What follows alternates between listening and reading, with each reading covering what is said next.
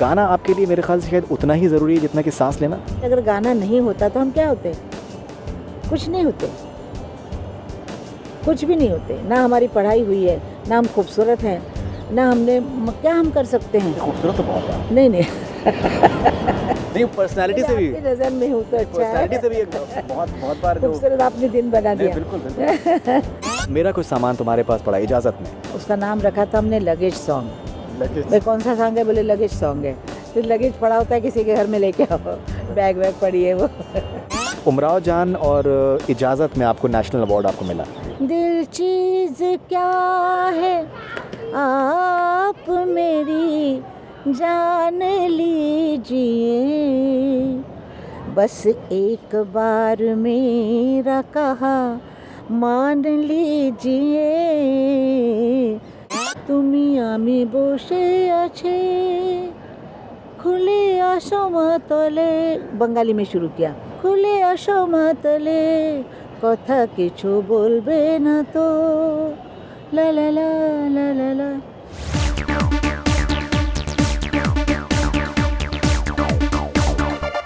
आशा जी, अभी आपने जिस तरीके से बताया कि आपके भाई ने किस तरीके से आपको मतलब एक इंसिस्ट किया कि आप फिर से आप गाना शुरू करें और आफ्टर द ट्रेजेडी, और फिर जब आपने परफॉर्म आपने किया तो बहुत अच्छा उसका रिस्पांस हुआ। जिस तरीके से हमने देखा है आपके पूरे करियर को और पूरे आपके जीवन को, गाना आपके लिए मेरे ख्याल से शायद उतना ही ज़रूरी है जितना कि सांस लेना। जैसे आदमी सांस लेके ज़िंदा रहता है, इस तरह हम लोग गाने के ऊपर ज़िंदा रहते हैं। और असल में देखा जाए तो आप भी सोचिए, अगर गाना नहीं होता तो हम क्या होते? कुछ नहीं होते, कुछ भी नहीं होते। ना हमारी पढ़ाई हुई है, ना हम खूबसूरत हैं, ना हमने क्या हम कर सकते हैं? खूबसूरत तो बहुत है। नहीं नहीं नहीं, पर्सनालिटी से भी, आपकी नज़र में हूँ तो अच्छा है। पर्सनालिटी से भी एक बहुत बार जो खूबसूरत आपने दिन बना दिया। बिल्कुल। लेकिन मतलब हीरोइन नहीं बन सकते, कुछ भी काम नहीं कर सकते थे। तो सूरी है सब चीज़, उसी ने सब कुछ दिया है, गाने ने ही सब दिया है। गाना भगवान ने बाबा को दिया, बाबा से हमें मिला और मेरे पिताजी से, वही सब चीज़ है। आज लता मंगेशकर ख़ानदान पूरा आज सारी दुनिया वर्ल्ड पहचानता है। मंगेशकर नाम आता है तो एक ही नाम है, भोसले नाम आता है तो शिवाजी के बाद मेरा ही आता है। बिल्कुल। नहीं मैं बड़ी बात बोल रही हूँ। शिवाजी महाराज का मैं कहा, ऐसे मजाक से कहा मैंने, वैसे एक ही नाम है उनका भी, भोसले। और दुनिया में आज के टाइम में अगर लोग भोसले जो मतलब इसमें कहना बिल्कुल भी गलत नहीं होगा।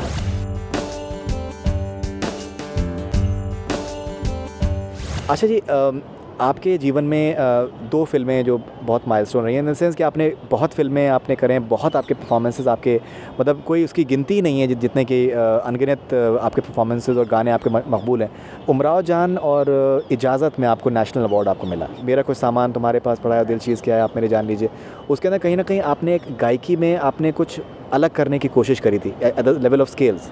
मैंने गायकी में अगर कोशिश ज़्यादा की वो उमराव जान में, एक सुर में सारे गाने एक ही सुर में रखे। हाँ, और दूसरी बात, बोलों पे बहुत ज़्यादा ध्यान दे के, और सुर जो बनाए हुए थे ख़याम साहब के जैसे बनाए हैं, उसको बहुत ध्यान से, क्योंकि मैंने कहानी पढ़ी थी उमराव जान की, और जब उमराव जान की कहानी पढ़ी तो मेरे सामने उमराव जान पूरी खड़ी थी कि मैं ये हूँ, मैं ऐसे अच्छे घर की लड़की हूँ, मुझे इसी में आना पड़ा और मैं ऐसी बन गई हूँ।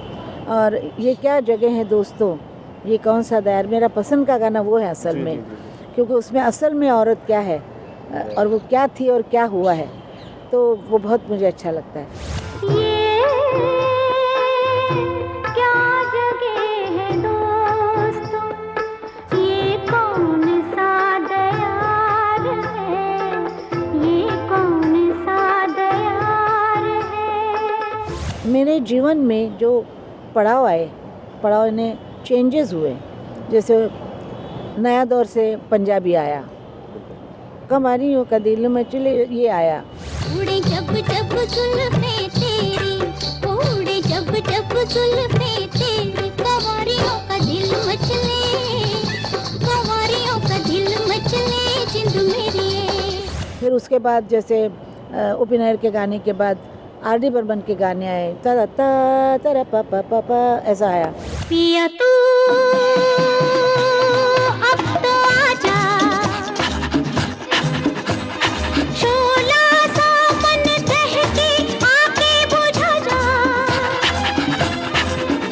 लेकिन उमराव जान ने ये लोगों को बता दिया कि मैं गज़ल गा सकती हूँ। आज तक लोग समझते थे कि मैं सिर्फ और किस्म के गाने गा सकती हूँ। मुझे अभी तक याद है कि कमल अमरोही उनका फ़ोन आया रात के 12 बजे कि भैया ऐसे, उन्होंने कहा बिटिया हम समझते थे कि आप सिर्फ ताज़े तवाने गाने गाती हैं, लेकिन आपने गज़ल गा के तो आप अपने हमारा दिमाग ही बदल दिया। और दूसरे थे राज खोसला, उन्होंने भी ऐसे फ़ोन करके कहा कि मैं बयान नहीं कर सकता हूँ कि आप ऐसा गा सकती हैं। आपको गलत गाने दिए गए, आपको सही गाने कभी मिले ही नहीं, जो आज मिले आपको उमराव जान में। 2 लाइनें दिल चीज़ क्या है से आपके प्लीज़ सुनाना चाहेंगे? मेरा गला बहुत ख़राब है, खरखर हो रहा है। दिल चीज़ क्या है आप मेरी जान लीजिए, बस एक बार मेरा कहा मान लीजिए। सर्दी की आवाज़ है ना। अभी भी जब ये गाने अब रेडियो और टेलीविज़न पे आते हैं, उसमें जो एक आई थिंक बेस्ट बात है कि वो बिल्कुल फ्रेश लगते हैं। ऐसा लगता है कि एकदम बिल्कुल उसके अंदर जो एक बात बताऊं, आपने किशोरी अमोणकर को सुना होगा, जो कि गाने वाली की मतलब क्लासिकल की देवी माना जाता है, सरस्वती मानी जाती है, जो कभी गलत गा ही नहीं सकती। उनसे मैंने जब बात की और मैंने कहा मैं आपकी अटल फ़ैन हूँ और आपके गाने सुनती हूँ तो मुझे रोना आता है कि आप क्या गाती हैं। कहने लगे मैं दुनिया में एक ही गाना सुनती हूँ और वो तुम हो, और मैं दिलचस्प सुनती हूँ।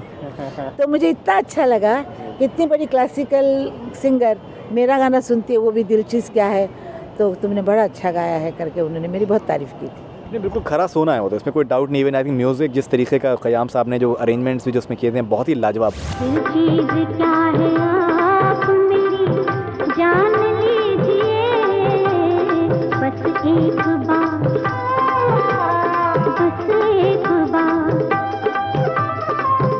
एक बार मेरा कहा मान लीजिए।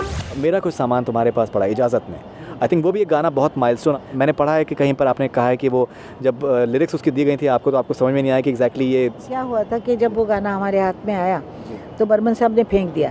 कहने लगे ये क्या टाइम्स ऑफ इंडिया लाए हो, तो उसको भी मैं म्यूज़िक दूँ, ये कोई गाना है, सामान पड़ा है क्या है। तो मैंने ऐसे गुनगुनाया कि मेरा कुछ, क्योंकि सब वातावरण तंग हो गया था। बर्मन साहब म्यूज़िक देने को तैयार नहीं थे, गुलजार भाई बड़े डर के बैठे थे। तो मैंने ऐसे बोला तो आके बोलने लगे अरे क्या गाया तुमने, फिर से गाओ। तो मैंने थोड़ा सा डरते डरते किया, तो फिर उन्होंने उसको उस सुर को पकड़ के पूरा गाना 15 मिनट में बना दिया। और वो गाना, उसका नाम रखा था हमने लगेज सॉन्ग। भाई कौन सा सॉन्ग है, बोले लगेज सॉन्ग है। तो लगेज पड़ा होता है किसी के घर में लेके आओ, बैग वैग पड़ी है वो। मेरा कुछ सामान तुम्हारे पास पड़ा है।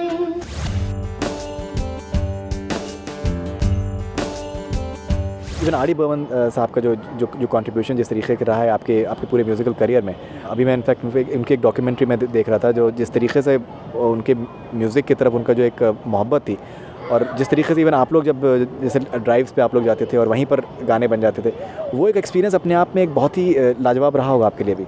जी बहुत अलग था बिल्कुल। एक आदमी जो रियल आर्टिस्ट होता है वो किसी भी बात से इंस्पायर कैसे होता है, किसी भी बात से इंस्पायर हो जाता है वो। मतलब चांद को देख रहे, सब अंधेरा है, बस गाना आ गया उनके मन में। वो गाना था रोज़ रोज़ आँखों तले। क्या बात है। वो गाना रोज़ रोज़ आँखों तले बंगाली गाना बनाया उन्होंने पहले। वो कैसे बनाया कि हम लोग महाबलेश्वर में थे, अंधेरा, कड़क अंधेरा था, खाली सितारे थे, और उन डीम लाइन लगाया क्योंकि इतना अंधेरा था तो मैं डर गई थी एकदम, और आदमी की ज़ात नहीं कहीं पर दिखाई दे रही, कुछ नहीं। तो उसमें उन्होंने शुरू किया कि तुमी आमी बोशे आछे खुले आसमातले, बंगाली में शुरू किया, खुले आसमातले कथा किछु बोलबे ना तो ला ला ला ला ला ला। वो गाना उन्होंने 10 बार वहाँ पर ऐसे गाते रहे। फिर बोलते अच्छा गाना है ना, अच्छा गाना है। जाके फिर गुलजार भाई को बता दिया, उन्होंने गाना लिखा रोज़ रोज़ आँखों तले। रोज रोज आँखों तले एक ही सपना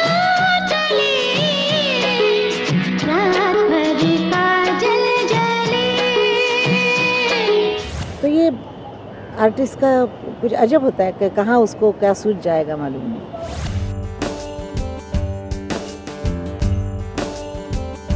अच्छा आशा जी, एक डिबेट हमेशा से रही है इनफैक्ट दैट पहले लिरिक्स लिखी जानी चाहिए या फिर पहले धुन बननी चाहिए या फिर सिंगर का कंट्रीब्यूशन क्या होता है, म्यूज़िक कंपोज़र। इनफैक्ट एक मेरे इंटरव्यू में आपने कहा था एक बार कि किसी म्यूज़िक डायरेक्टर ने आपसे कहा जब आप शुरुआत करी थी अपने करियर का कि आ जाइए खिचड़ी पक चुकी है, आप खा लीजिए बस।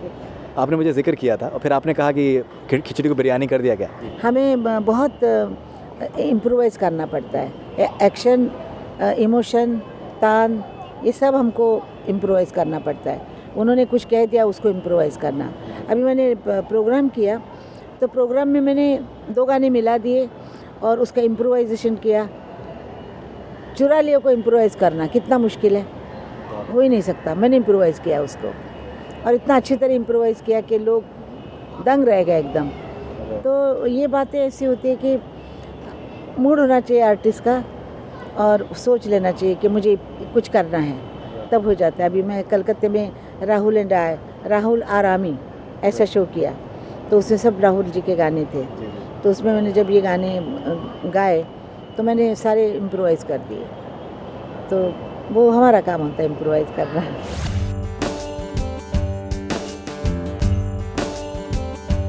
आशा जी, अभी नेक्स्ट आप क्या कर रही हैं इसके बाद? बिकॉज आपके जो फैंस हैं वो और आपकी चीज़ें सुनना चाहेंगे और म्यूज़िक वीडियोस भी आपके बहुत दिलचस्प आपके होते हैं। अभी नए गाने बनाना चाहती हूँ।